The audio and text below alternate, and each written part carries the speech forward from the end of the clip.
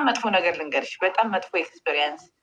በምጥ መውለድ በጣም አሪፍ መቼ እንደሆነ ታውቂያለሽ? አቡ ይሄኛውን ስሜት የሞትኩ ነው የመሰለኝ ሀቢባ።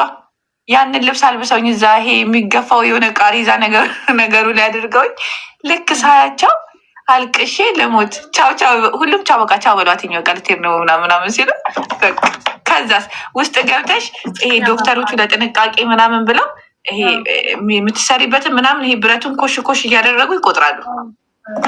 ከዛ ዶክተሯ ታነባለች፣ አንቺ ትሰሚያለሽ ምናምን።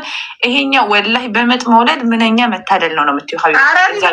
ዝም በይ በቃ ስላላየሹ አንቺ ሁለቱንም ልጆችን ቦፕሬ ስለሆንለች የምጥን ስቃይ ስላላየሹ ዝም በይ። የምጥን ስቃይ ያየ ይሄ ማለት ነው ሞት ጫፍ ላይ ወደሽ እንገርሽ አንድ ነገር እንገርሽ ምጥ ሰው እያየሽ ነው፣ ሰው እየሰማሽ ነው ምናምን። ይሄ እኮ በቃ ማደንዘዣውን ነክተውሽ ተገናሽ ተኝተሻል። ህመሙን አታውቂውም። የምጥን ህመም እኮ ስለማታውቂ ማውራታችን ወላሂ አላህ ያድርግብሽ። ማግኘትሙትን እየለመንኳቸው ነበረ። ምጥ በጣም አሞኘ እባካቸው ኦፕሬሽን አድርጉኝ እያልኳቸው ኖ ጭንቅላቷን እያየነው ነው ግፊ ለሳይመንም ጊዜ እንደዚህ ግፊ ደርሷል እያሉ ፕሊስ እኔ በቃ እኔ ልፈርም ኦፕሬሽን አድርጉኝ እያሉ ወላሂ ሀቡ በምጥ መውለድ መታደል ነው።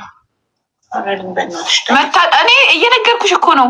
እዛ ጋር ልክ እግርሽ መደንዘዝ ሲጀምር ማለት ነው ሀቡ እግርሽ በቃ ማታውቂው ህመም በኦፕሬሽን አታውቂውም። ተኝተሻል፣ በቃ ደንዝዘሻል። አይደለም ማሪ ማታውቂው ህመም ምናምን የሚባል ነገር የለም። ማታውቂው በጣም የምታውቂው ህመም ነው እኮ። ከዛ ደግሞ